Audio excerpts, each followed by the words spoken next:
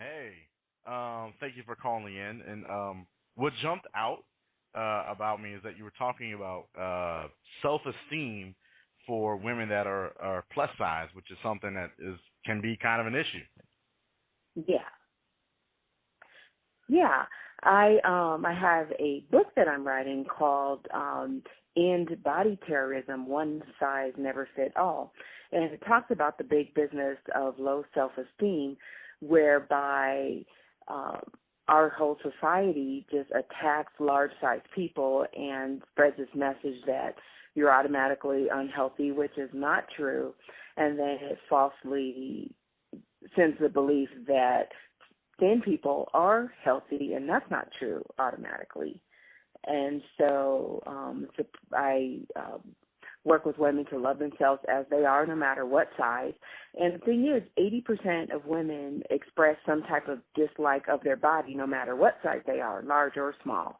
So this sort of societal picking on, heavy people really has um, permeated all age groups, all size groups, all ethnicities, and it's whatever size you are, a lot of women aren't happy with themselves. And let me say this as a guy, um, I know a lot of guys that that like um, women that are a little thicker, that are voluptuous, that are plus size, but for whatever reason, I don't know if it's a societal thing, I don't know if it's a peer pressure thing. They won't bring that woman in front of their friends. They won't bring that woman in front of their family. They bring out the skinny woman as their their trophy girl. For whatever reason, they're ashamed, of liking that big girl. So I don't know where that societal pressure comes in. Yeah, I've heard of that, and a lot of times, what happens is people want status, and so in our country, we've made the thin woman a higher status woman. So men who do that, they, date who they're attracted to privately, but come out in public with someone that fits a status symbol. They're looking for positive attention and they're looking for validation. But they're using both women. The thin woman is being cheated on and disrespected, and then the large woman's being kept a secret, and so nobody wins. And then the guy can't, he can, but he chooses to not be public about what he really likes, and so then he's faking a relationship with the thinner woman. But that happens when people are seeking status over happiness. I remember not quite that situation, but I remember the CNC Music Factory. There was a larger woman that was singing the vocals, but out front they had like some really skinny looking Asian girl as the person that they were fronting as the singer. That was something kind of similar. Yeah, I don't know Yeah, I if you remember remember that. that whole thing. Yeah, that was a while back, but I do remember that. And that's kind of the same thing, like in the 50s, a black group would sing a song and they would put, white artists on the cover of the album because they thought that was more socially acceptable. So the CNC Music Factory, they picked a thin woman to front for the heavier woman because they thought that would be more socially acceptable. But it's not necessarily true because there are a lot of full-figured entertainers that do just fine. There are. Now, talking to me about the health of the plus size model versus the rail thin, the runway girl that's bulimic, that's not eating. Kind of give me a breakdown of how you say the plus size woman is a little bit more healthy or as healthy. Yes, plus size models are typically between size 12 and 16, and I know there can be some beyond that range, but figure that size woman, and usually around 5'8" or taller. And so in 1912, doctors would pick a woman that was the symbol of perfect health. And so they weren't bought off by the pharmaceutical companies back then. They just picked based on true health. So in 1912, the winner of the most healthy woman in the whole country was named Elsie Shield, and she was 5'7", 171 pounds. and her BMI was 27, which nowadays they say is overweight, and she was a basketball player at Cornell. So it's interesting. She was an athlete, not a model. Nowadays we look to models to be our health role models, which doesn't make sense because, athletes should be, not models. But incidentally, her specs, she's a size 12, 14. And nowadays, size 12, 14 women are plus size models. And in 1912, a woman with that stature, 5'7", 171 pounds, size 12, 14, she's the healthiest person in the whole country. And then nowadays, she'd be an overweight person. That just doesn't make sense. So And a lot. go ahead. No, I was about to say, what most people don't know is that the average size of a woman, or at least from what I hear, is size 14. Yep. If you've heard Yeah. that. Yeah. And the majority of women in this country are plus size. And it's also the least stocked size at the store, which I found to be weird. It's the most common size of women, but they don't stock it in the stores. So I don't know I don't know if these women are wearing clothes bigger, or if they're lying and wearing clothes smaller, or they're not going in the stores, or they're too embarrassed, or I don't know what the deal is. Why they can't get their size in the store if so many women are that size.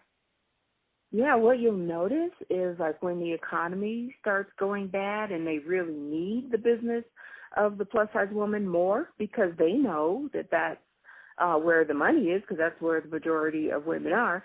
So clothing sellers start sizing up their clothes, and then they start building their clothing line all the way up to size 18 when the economy's bad. And then when the economy recovers, they take the sizes down to smaller because they want to design for smaller women, but the marketplace dictates are for women who can fit the clothes. And you're absolutely right that size 14 is one of the most sizes, like around 14, 16. Those are the most frequently selling sizes because that's the size that women are. And why can't they just sell women's clothes altogether? Why do they even have to discriminate? Because I know women that are a little thicker, they would say, I can't find anything fashionable or anything really nice to wear, cute to wear in the plus size section. I know that's gotten better over the years with Lane Bryant and Ashley Stewart, but that's a complaint that I've heard from women, for a long time. So you know the stores then. Yeah, those are some of the stores. And then also online now it's a lot easier to get stuff. So you can get all the designers who have been in business for years. They just don't necessarily sell through the main chain stores, but they are available. And in fact, I have a website. I have two websites. One to my coaching practice, but one that I dedicate to fashion and fun, and that's FiFiClark.com. And I pick designers that I like and put links to some clothing articles that I think, would be nice that women would like. And it goes up to size 8X. So all different sizes.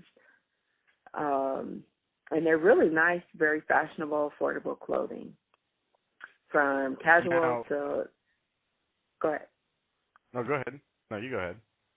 No, I was just going to say the clothing is casual clothes, swimwear, lingerie, and then all the way to business, high fashion, formal. So there's a lot of options for large women.